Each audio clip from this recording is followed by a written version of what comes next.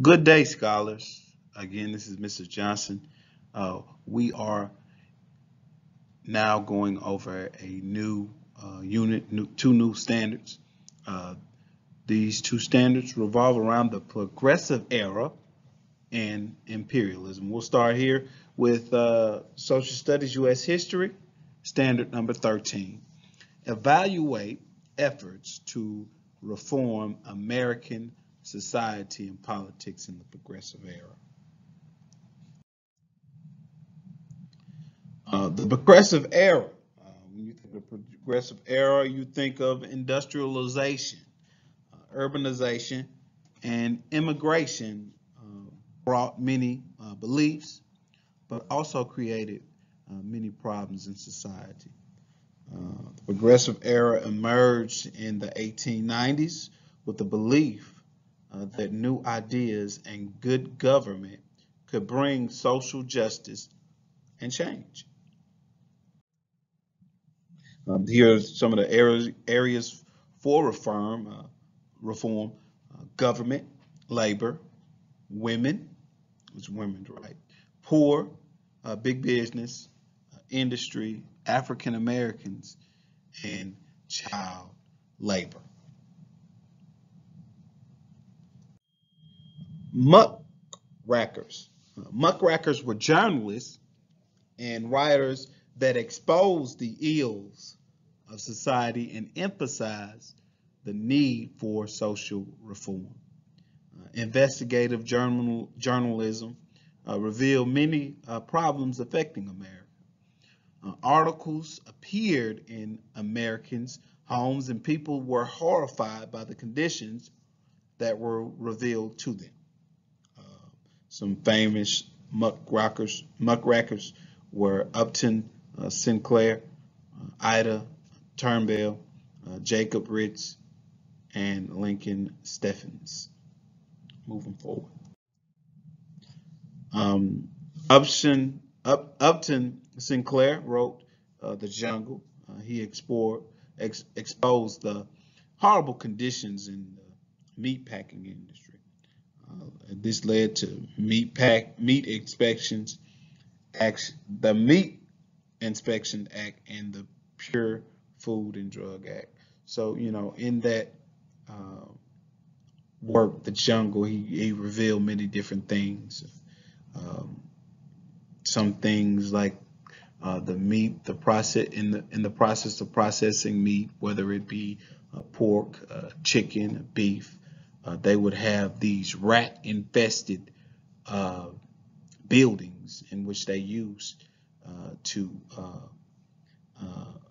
in their factories, and these rats would fall into these um, areas and these meat grinders, and those things and those feces of those rodents would be mixed in with the meat, which is really bad. And Ida Tarbell exposed the corruption within Standard Oil Company. In 1911, the Standard Oil Company was broken up by courts because of its being a monopoly. Moving forward. Jacob Ritz, he wrote How the Other Half Lives. He was a photographer for the New York Evening Sun who exposed the crowded, unsafe, rat-infested tenant buildings where the urban poor live. The photos shocked and horrified Americans. And then we have Lincoln Steffens. He wrote Shame of the City, Shame of the Cities. He was managing editor at McClure magazine. He exposed political corruptions in Philadelphia. Moving forward. All right, tenant slum living. So this is what a lot of people call the slums. As you can see, it looks pretty bad. Let's be honest.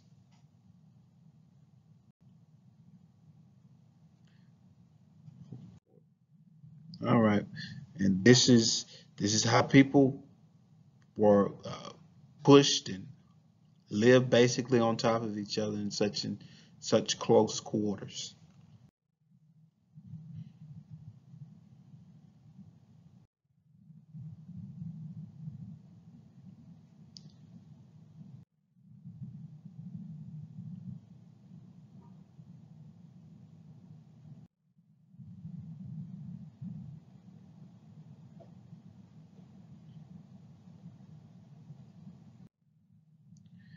All right, women, very influential in helping to bring about reform for both women and the abolition of slavery. They wanted to fight for the right to vote, own property, and receive an education, which also helped to improve the lives of the poor and boost the number of women who attended college. All right, we have Susan B. Anthony and Elizabeth Cady Stanton, known as suffragettes. All right, they fought for a constitutional amendment that would grant women the right to vote. The 19th Amendment grants suffrage to women in 1920. Jane Addams created a settlement house, which is a community center that provided social services to the poor, the urban poor. Also gave classes to poor mothers in child care, taught English to immigrants, and had a nursery.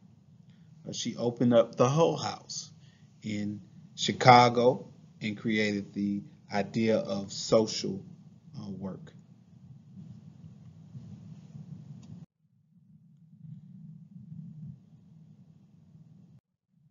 All right, we have now Jim Crow laws.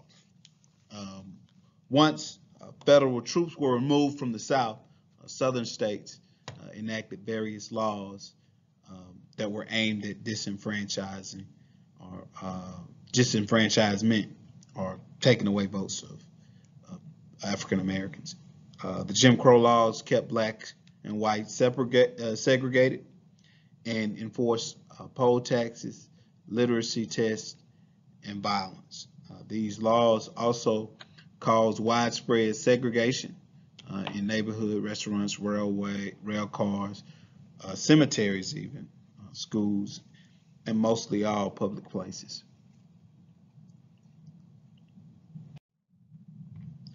All right, we have a big decision, big judicial review, which is Plessy versus Ferguson. In 1896, the Supreme Court upheld the constitutionality of the Jim Crow laws by deciding separate but equal, which was legalized separation in America. Black and whites were to be separated, have separate facilities, but must be equal in quality. The separate part of the law was upheld, but the equality was disregarded. And if you ever take a look at some of those old pictures or videos where they had the white restrooms or the white water fountains, and they had the color restrooms or water fountains, you could clearly see that those items were definitely unequal. Definitely unequal. All right, the NAACP or NAACP. W.E.B. Du Bois helped to create the NAACP, which is the National Association for the Advancement of Colored People, to protect African American lives, win the right to vote, and help secure their civil liberties. Leaders included both black and white progressives who had worked in other areas of social reform and wanted to use the courts to challenge unfair laws. All right, reforming government. Progressives realized that government needed to be reformed for the rest of society to change. They believed they needed to free government from political bosses and powerful business interests. Progressives wanted to, allow people more control over their government and make government more effective and efficient in serving the public. All right. Some of the goals were increasing democracy. All right. So, initiative. Poor people have the right to vote to propose laws. Referendums. People vote and have final approval on a law. A recall. People can remove an official from office before their term is over. And then you also have the 16th Amendment, which government can tax personal income, and the 17th Amendment, which was the direct election of senators by the people. And 18th Amendment was the prohibition of alcohol. And 19 was the women's were granted the right to vote, which is granted suffrage. All right, labor laws. America had the highest rate of industrial accidents in the world.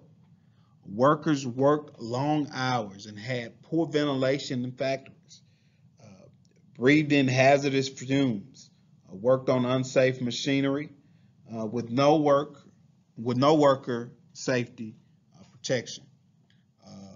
Triangle Shirtwaist Factory fire stirred many to seek reform for labor laws. It also helped pass laws to make workplace safer, created workers' compensation laws, limited the workday to 10 hours, and eliminated child labor.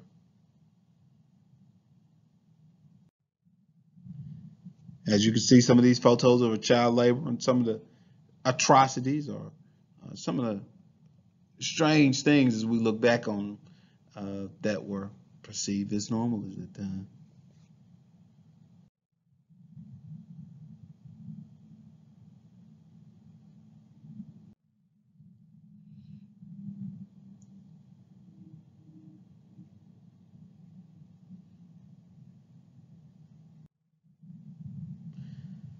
All right, the typical sweatshop in 1910 in New York City, of all places.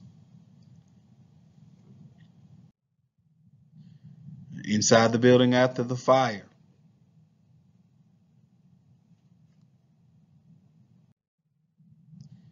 And dead bodies. We're not going to show that too much. Conservation movement. President Theodore Roosevelt also began a progressive conservation movement, which conserved millions of acres of wilderness lands, particularly in the western states. His efforts were considered one of his greatest achievements and led to the establishment of a national park system that included Yosemite in California and Yellowstone in Wyoming.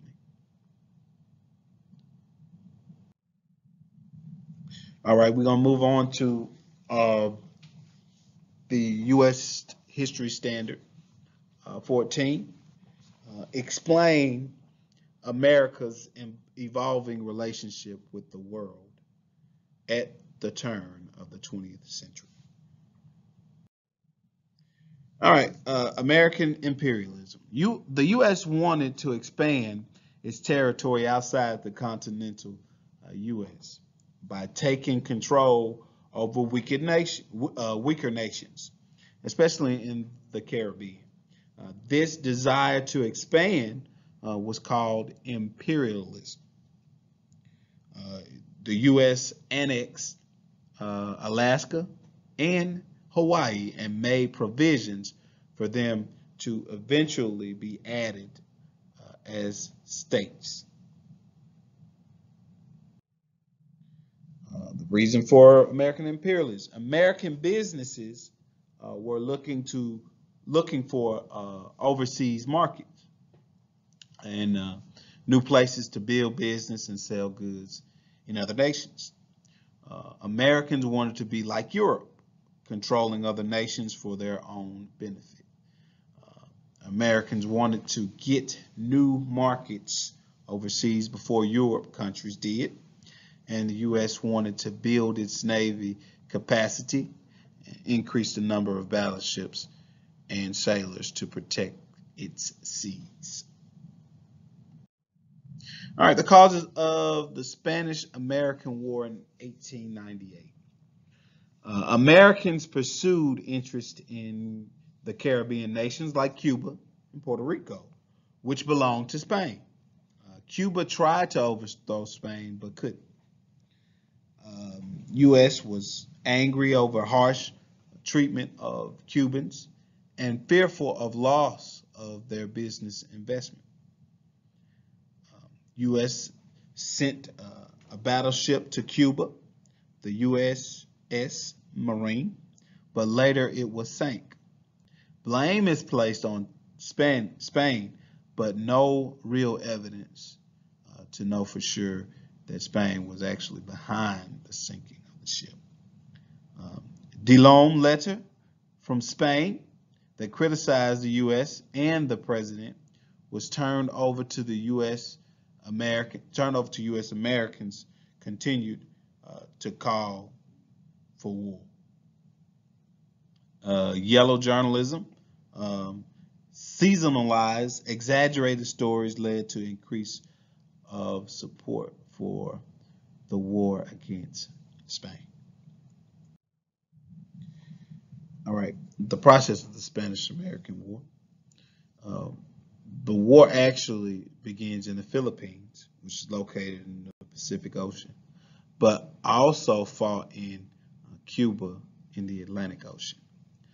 Troops like Rough Riders, led by Theodore Roosevelt, and black troops called Buffalo Soldiers fought so well that it led Spain to retreat. The U.S. wins the war against Spain.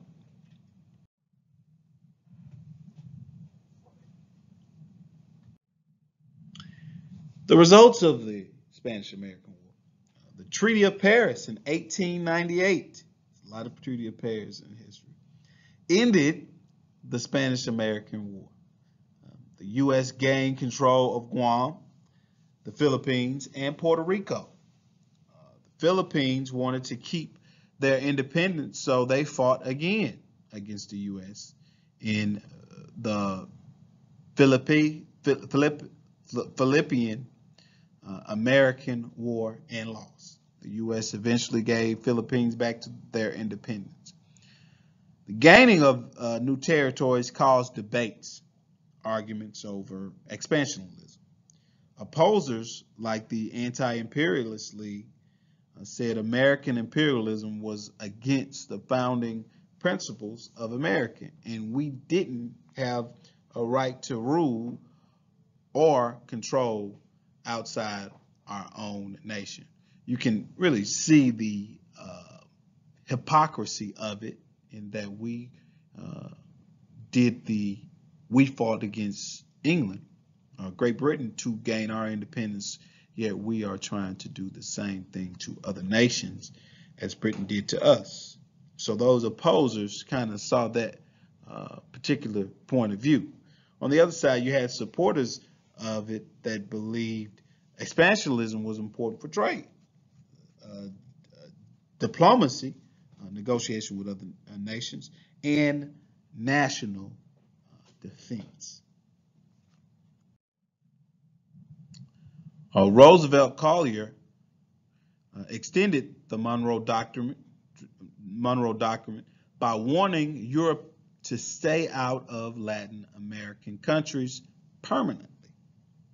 Roosevelt also promoted what we call big stick diplomacy, in which he stated that the U.S. would be willing to negotiate in diplomatic issues, but would use force if necessary, especially if Europe meddled in the affairs of Latin American nations. U.S. built the Panama Canal, which increased travel time, decreased travel time between the Atlantic Ocean and the Pacific Ocean, and strengthened national defense by helping the Navy get between the ocean more quickly to protect American interests and territories. And this is important because it helped the U.S. become a world power. So originally, before the Panama Canal, the only way to get from one side of the Americas to the other side of the Americas without, well, on boat at least, on water at least, was to basically go around it. All right, circle the whole continent. But, you know, in creating that Panama Canal, it left an area in Latin America where instead of going all the way around and going below South America, they could actually just go through Latin America or the Panama Canal and just go straight through the middle. All right? Moving forward. All right. See a few pictures.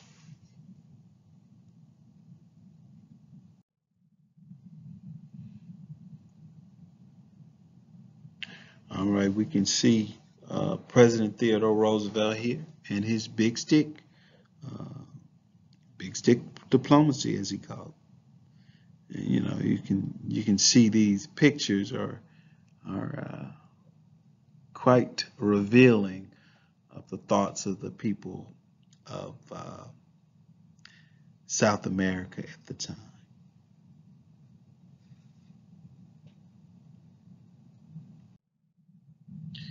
All right, this is the Panama Canal. As you can see, the Panama Canal in that bottom picture right there, you can really see its connection in Latin America or even South Central America. Not as, you know, the United States, but just below Mexico, Panama, exactly. Let's see. And it was a huge infrastructure or a building project at that time.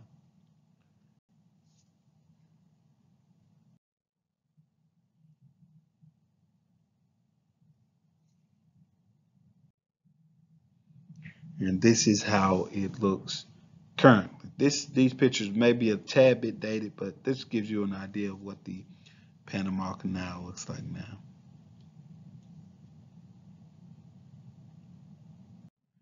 All right, that concludes our PowerPoint for today, our PowerPoint lecture for today.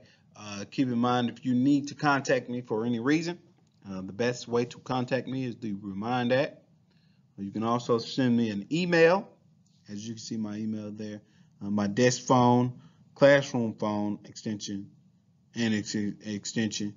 It'll go just straight to voicemail, but I will give you a call back if you leave a message. And as a reminder, all emails received after 3:30 p.m. will be answered on the following workday at my earliest convenience. And of course, if it's Friday, that means Monday. All right. Also, tutorial by appointment on Wednesdays. So if you need me, let me know.